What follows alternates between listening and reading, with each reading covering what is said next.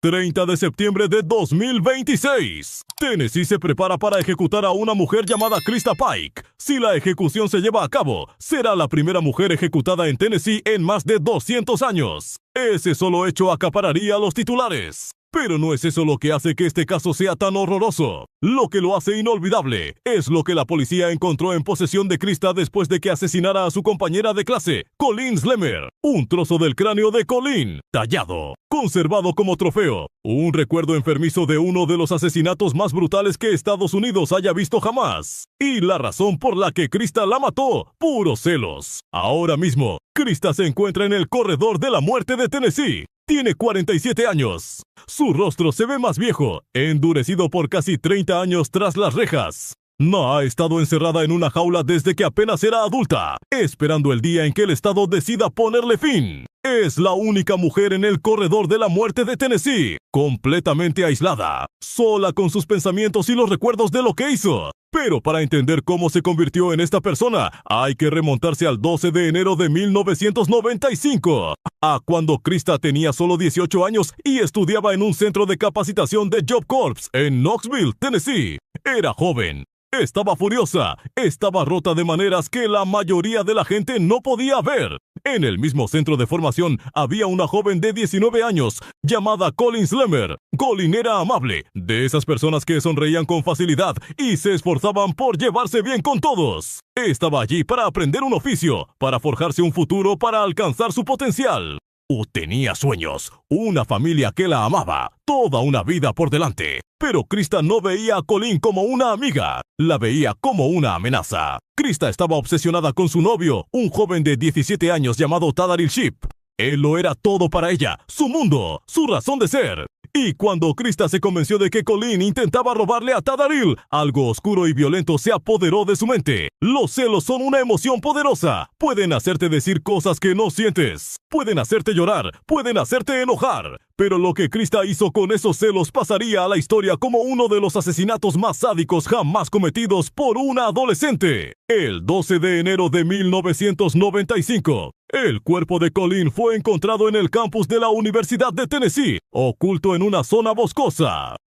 El jardinero que lo descubrió creyó que se trataba de un animal muerto. Así de destrozada estaba. Su rostro estaba irreconocible. Su cráneo estaba destrozado. Su pecho había sido abierto. Y cuando la policía reconstruyó lo sucedido, se dieron cuenta de que Colleen había sido torturada entre 30 minutos y 1 hora antes de morir. Pero ¿cómo pasa una chica de 18 años de sentir celos a torturar a alguien durante 30 minutos seguidos y grabarle un pentagrama en el pecho? La respuesta está en la infancia de Krista, una pesadilla que nadie debería tener que sobrevivir. Antes de profundizar en este caso, necesito decirles algo que la mayoría de la gente ignorará, y esos suelen ser los primeros en sufrir. El hombre que estás a punto de conocer no eligió a sus víctimas porque tuvieran mala suerte. Las eligió porque eran fáciles de leer, fáciles de predecir y fáciles de atrapar. Los delincuentes ven patrones en las personas que tú y yo ignoramos. La forma en que estacionas, la forma en que te desplazas, la forma en que le respondes a un desconocido, la forma en que entras a tu propia casa. Si piensas nunca sería yo, eres exactamente el tipo de persona que buscan. Por eso he creado algo que puedes guardar en tu teléfono y en tu cabeza. Es un libro breve y contundente titulado Lo que los criminales ven y tú no. 30 puntos ciegos psicológicos que te convierten en un objetivo. No es teoría. Son 30 maneras específicas en que los depredadores te interpretan. Y 30 pequeños ajustes que te convierten de ser un blanco fácil a un problema difícil. Y lo hice más barato que lo que la mayoría de la gente gasta en un café. $10.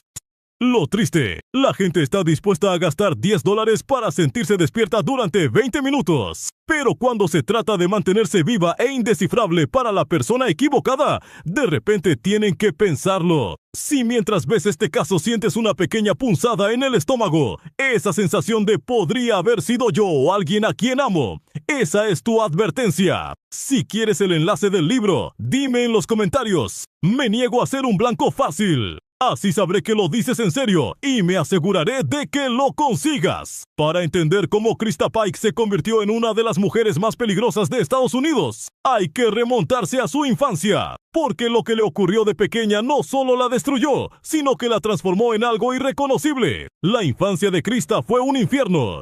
Sufrió graves abusos por parte de quienes se suponía debían protegerla. Violencia física, tortura emocional, traumas sexuales que comenzaron cuando era demasiado joven para comprender lo que le estaba sucediendo. El tipo de dolor que deja cicatrices invisibles, pero que nunca sanan. La abandonaron una y otra vez. La arrastraron de un lado a otro como si no importara, como si fuera desechable. Su cerebro, como descubrirían los médicos más tarde, había sufrido daños de nacimiento, daño cerebral congénito que afectaba su forma de procesar las emociones y controlar los impulsos. Además, desarrolló trastorno bipolar y TEPT grave. Su mente era un campo de batalla del que jamás podría escapar. Krista fue rebotando entre hogares, familias diferentes, reglas diferentes, sin estabilidad, sin consistencia, nadie que la abrazara cuando lloraba.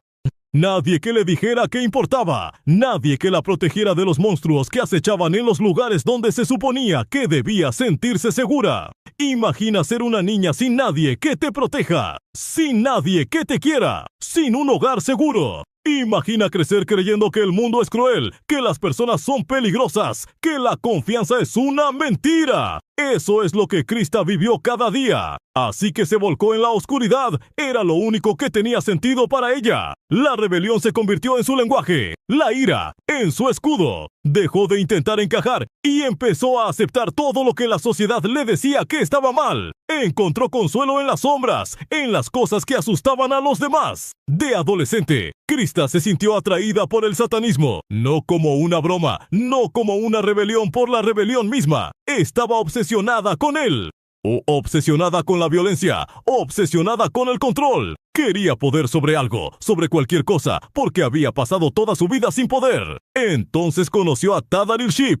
Tenía 17 años. Igualmente perturbado, igualmente peligroso. Vio la oscuridad en Krista y en lugar de huir de ella, se sintió atraído por ella. Se volvieron inseparables. Su relación era tóxica en todos los sentidos. No se animaban mutuamente. Se hundían, se alimentaban de la oscuridad del otro, alentaban sus peores impulsos, se hundían aún más en el abismo. Juntos, no eran solo adolescentes rotos, eran una bomba a punto de explotar. Krista se obsesionó con Tadaril. Era la única persona que la había hecho sentir deseada, la única persona que no la había abandonado, y la idea de perderlo.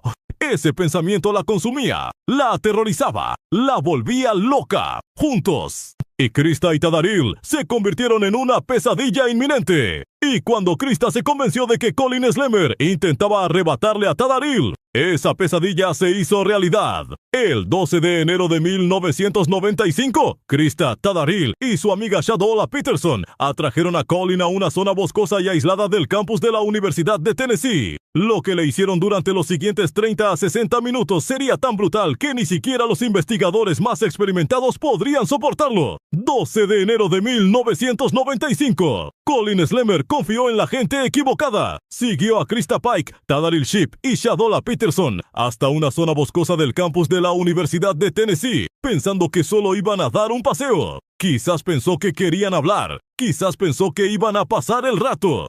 No tenía ni idea de que caminaba hacia su muerte. El bosque estaba aislado, tranquilo. La tarde se convertía en noche y la oscuridad se filtraba entre los árboles. No había nadie alrededor para oír gritos, nadie para ver lo que estaba a punto de suceder. Era el lugar perfecto para algo terrible. Y luego, sin previo aviso, se volvieron contra ella. Krista golpeó primero, un puñetazo en la cara. Colin se tambaleó hacia atrás, confundida, aterrorizada. ¿Qué hacen? Podría haber gritado, pero no hubo respuesta. Solo más violencia, patadas, puñetazos. Tadaril se unió. Shadola retrocedió y observó. Colin cayó al suelo, suplicando por su vida, suplicándoles que pararan, suplicando clemencia. Pero Krista no se detuvo. No mostró piedad. Mostró algo mucho peor. Disfrute. Krista sacó un cúter. La pequeña hoja brilló en la luz tenue.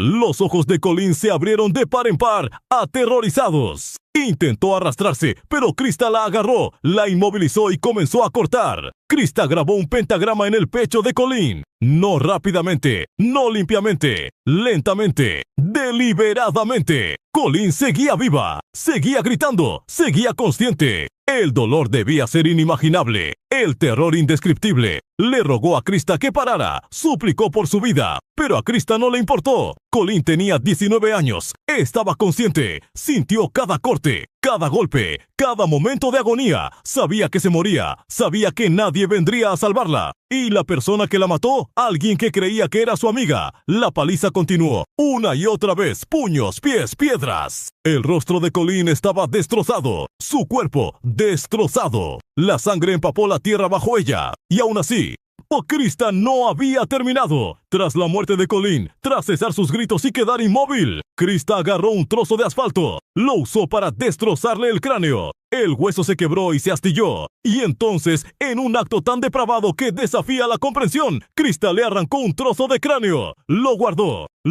en su bolsillo como un recuerdo, como un trofeo de un juego que había ganado. Más tarde se lo mostraría a la gente. Presumiría de lo que había hecho, se reiría de ello. Tadaril participó en el ataque, golpeó a Colleen, ayudó a matarla. Shadow la observaba apartándose, pero sin hacer nada para detenerlo. Pero Krista era la cabecilla. Krista fue quien lo planeó. Krista fue quien más lo disfrutó. El ataque duró entre 30 minutos y 1 hora. Pero para Colleen, tumbada en el suelo frío, sintiendo que la vida se le escapaba, debió de parecerle una eternidad.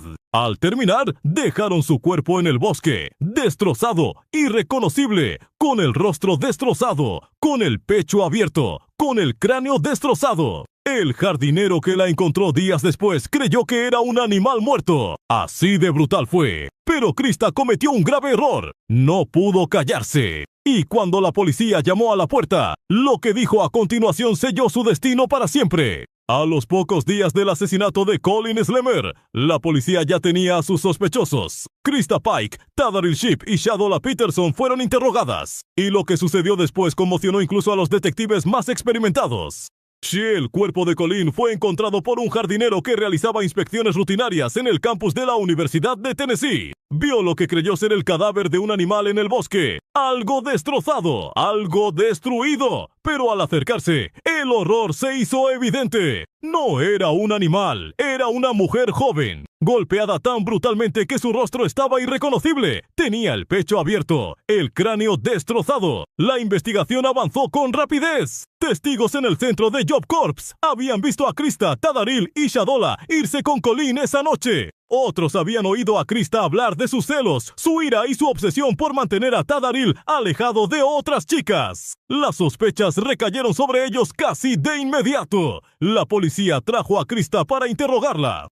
Se sentó frente a los detectives en una fría sala de interrogatorios. Le preguntaron qué le había pasado a Colleen, y lo que Krista dijo los atormentaría para siempre. Krista confesó, no a regañadientes, no bajo presión. Confesó casi con orgullo. Describió el asesinato con todo detalle. Cómo atrajeron a Colleen al bosque. Cómo la golpeó. Cómo le grabó el pentagrama en el pecho. Cómo Colleen gritó y suplicó por su vida. Krista no mostró arrepentimiento, ni remordimiento, ni tristeza. Al contrario, parecía disfrutar reviviéndolo. Como si estuviera contando la historia de algo emocionante que había hecho. Entonces llegó la evidencia que selló su destino. La policía le preguntó a Krista si había tomado algo del cuerpo de Colleen. Y Krista les habló del trozo de cráneo. Les dijo exactamente dónde estaba.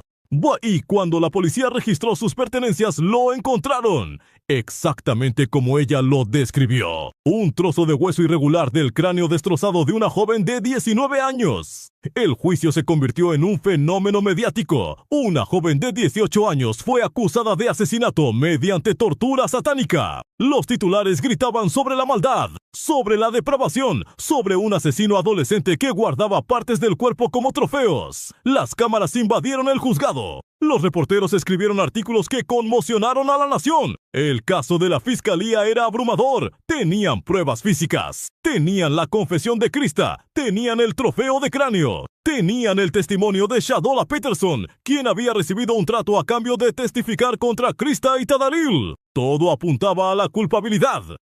Pero el equipo de defensa de Krista contraatacó. Le contaron al jurado sobre su infancia, el abuso, el abandono, el trauma sexual. Trajeron a médicos que testificaron sobre su enfermedad mental, trastorno bipolar, TEPT, daño cerebral congénito. Argumentaron que Krista no era malvada, estaba rota, dañada sin remedio por un sistema que le había fallado desde su nacimiento. El jurado escuchó, lo consideró y luego emitió su veredicto. Culpable de asesinato en primer grado. La sala permaneció en silencio mientras el juez leía la sentencia. A los 20 años, Krista Pike se convirtió en una de las mujeres más jóvenes condenadas a muerte en la historia moderna de Estados Unidos. Sería enviada al corredor de la muerte de Tennessee, donde esperaría a que el Estado decidiera cuándo poner fin a su vida. Pero aquí es donde empieza la indignación.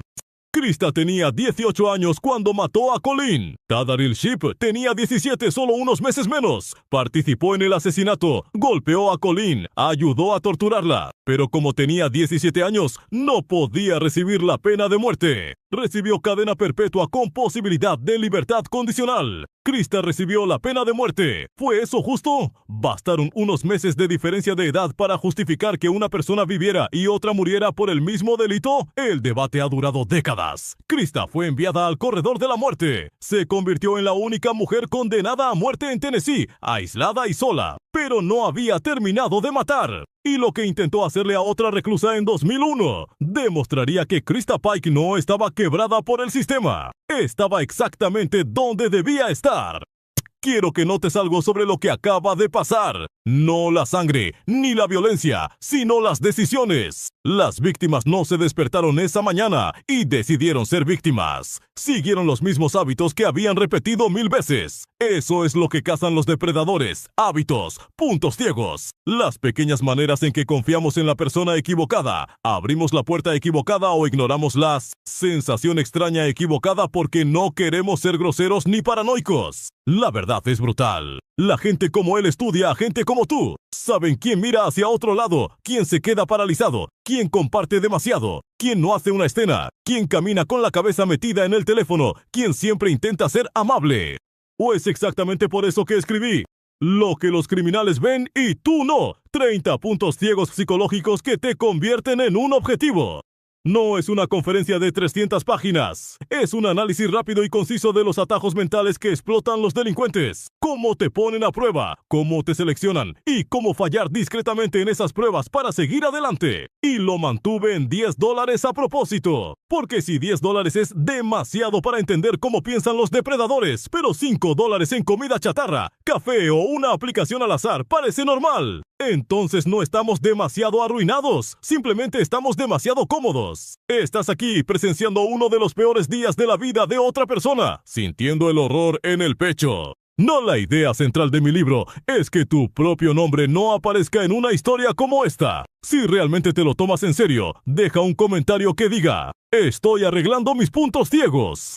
Te responderé con el enlace y podrás empezar a leerlo esta noche. ¡Continuemos! Agosto de 2001. Krista Pike llevaba 6 años en el corredor de la muerte. Aislada, sola. La única mujer en el corredor de la muerte de Tennessee. Pero el aislamiento no la tranquilizó, no la rehabilitó. La hizo aún más peligrosa. El corredor de la muerte es un lugar brutal. Para Krista fue aún peor. Al ser la única reclusa, estaba completamente separada del resto. Pasaba los días en una celda, aislada de cualquier contacto humano significativo, sin otras mujeres con las que hablar, sin actividades en grupo, sin normalidad, solo paredes, voz, silencio y sus propios pensamientos oscuros. La mayoría de la gente se derrumbaría en esas circunstancias, se rendirían, perderían la esperanza. Pero Krista encontró un nuevo objetivo. Se llamaba Patricia Jones, otra reclusa. Los detalles de cómo se cruzaron son confusos, pero lo que sucedió después es clarísimo. En agosto de 2001, Krista la atacó. Agarró un cordón de zapato y lo enrolló alrededor del cuello de Patricia. Tiró fuerte, intentando estrangularla. Esto no fue una pelea. Esto no fue defensa propia. Krista intentó asesinar de nuevo, incluso en el corredor de la muerte. Patricia se defendió, luchó, gritó. Los guardias irrumpieron y se llevaron a Krista antes de que pudiera terminar lo que había empezado. Patricia sobrevivió, apenas. Pero Krista había demostrado algo aterrador. No había cambiado, seguía siendo una asesina. Krista fue acusada de intento de asesinato en primer grado. Otro juicio, otro tribunal, otra oportunidad para que el mundo supiera quién era realmente. En 2004 fue declarada culpable y recibió 25 años adicionales a su pena de muerte. No es que importara mucho, ya estaba esperando su ejecución, pero envió un mensaje. Krista Pike era peligrosa, irredimible, una amenaza para cualquiera que se acercara a ella. Sus abogados lucharon con ahínco. Argumentaron que Krista padecía una enfermedad mental, completamente desconectada de la realidad. Retomaron los mismos argumentos de su primer juicio: trastorno bipolar, trastorno de estrés postraumático, daño cerebral congénito, una infancia tan horrible que reorganizó su cerebro. Presentaron a una mujer incapaz de controlar sus impulsos, que no distinguía el bien del mal. Ve atrapada en una mente rota, pero los fiscales lo vieron de otra manera. Argumentaron que Krista sabía exactamente lo que hacía. Había planeado el ataque contra Colleen, había confesado con orgullo, había conservado un trozo de cráneo como trofeo, y ahora en el corredor de la muerte, había intentado matar de nuevo. Esto no era una enfermedad mental, era un depredador haciendo lo que hacen los depredadores. Luego vino otra batalla legal. Krista demandó al estado de Tennessee. Afirmó que ser la única mujer en el corredor de la muerte equivalía a un régimen de aislamiento inconstitucional. Argumentó que el aislamiento era un castigo cruel e inusual que violaba sus derechos como ser humano. Y en 2024 ganó, más o menos. El Estado accedió a darle más derechos de interacción social, más tiempo fuera de su celda, más contacto con otros. Una pequeña victoria en una vida marcada por la violencia y la pérdida. Pero la pregunta seguía en pie. ¿Acaso la enfermedad mental justifica la tortura y el asesinato? ¿Una infancia horrible da derecho a destruir la vida de otra persona? ¿O es Krista Pike exactamente lo que aparenta ser? ¿Una depredadora incansable? Durante casi 30 años, la madre de Colleen Slemmer ha esperado justicia. Ha visto a Krista presentar apelación tras apelación, demanda tras demanda, retraso tras retraso. Y el 30 de septiembre de 2026 podría finalmente obtenerla. Pero la controversia en torno a la ejecución de Krista está desgarrando al país. 30 de septiembre de 2026. Si Tennessee cumple con su condena, Krista Pike se convertirá en la primera mujer ejecutada en el estado en más de 200 años. Pero debería serlo. La fecha de la ejecución se acerca rápidamente. Los abogados de Krista están presentando apelaciones finales, buscando cualquier cosa que pueda salvarle la vida. El tiempo avanza. La maquinaria de la muerte está en marcha y el país observa. Para la madre de Colleen Slemmer, May Martínez, este momento se ha gestado durante 31 años. Ha abogado por la ejecución de Krista durante décadas. Ha asistido a audiencias, escrito cartas y hablado con periodistas. Nunca ha dejado de luchar por su hija y carga con un dolor que la mayoría de la gente no puede imaginar. El trozo de cráneo de Colleen que Krista tomó como trofeo sigue bajo custodia estatal. Sigue guardado como prueba. May dice que no podrá encontrar paz mientras exista. Ese fragmento de hueso representa todo lo que le robaron. La vida de su hija. El futuro de su hija. Muy su propia felicidad. May ha esperado 31 años por justicia. 31 años de cumpleaños que Colleen nunca tuvo. Navidades sin ella. Graduaciones, bodas, nietos que nunca existirán. Todo por lo que hizo Krista Pike el 12 de enero de 1995. Pero la defensa de Krista lo ve de otra manera. Argumentan que era demasiado joven, demasiado enferma mental, demasiado dañada por su infancia. Dicen que ejecutarla sería matar a una víctima, no a un monstruo. Señalan su trastorno bipolar, su TEPT, su daño cerebral congénito. Se preguntan, ¿cómo se puede ejecutar a alguien cuya mente fue destrozada antes de que tuviera la oportunidad? Y luego está la controversia de la edad. Tadaril Shipp tenía 17 años cuando ayudó a torturar y matar a Colleen. Le dieron cadena perpetua con posibilidad de libertad condicional. Krista tenía 18, solo unos meses mayor.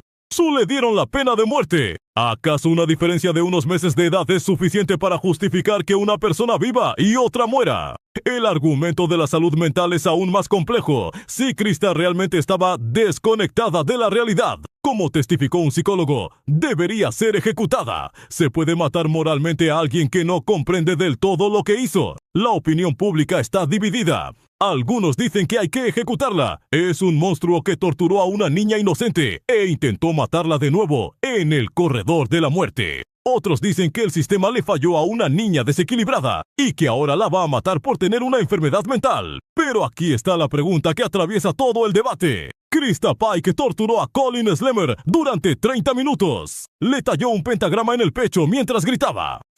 Conservó un trozo de su cráneo como trofeo. Intentó matar de nuevo en el corredor de la muerte. ¿Acaso algún trauma infantil justifica eso? Colin tenía 19 años. Tenía sueños, un futuro, una familia que la amaba. Quería construir una vida. Quizás casarse, tener hijos, envejecer. Krista se lo arrebató todo. Y la madre de Colin nunca recuperará a su hija, pase lo que pase el 30 de septiembre. ¿Es Krista Pike una asesina a sangre fría que merece morir? ¿O es víctima de un sistema que condenó a muerte a una adolescente con problemas mentales mientras su novio, un poco más joven, sobrevivió? La respuesta depende de qué valores más, justicia para la víctima o compasión para los quebrantados. Cuéntame qué opinas en los comentarios. Y si quieres más historias polémicas sobre condenados a muerte que te hagan cuestionarlo todo, suscríbete.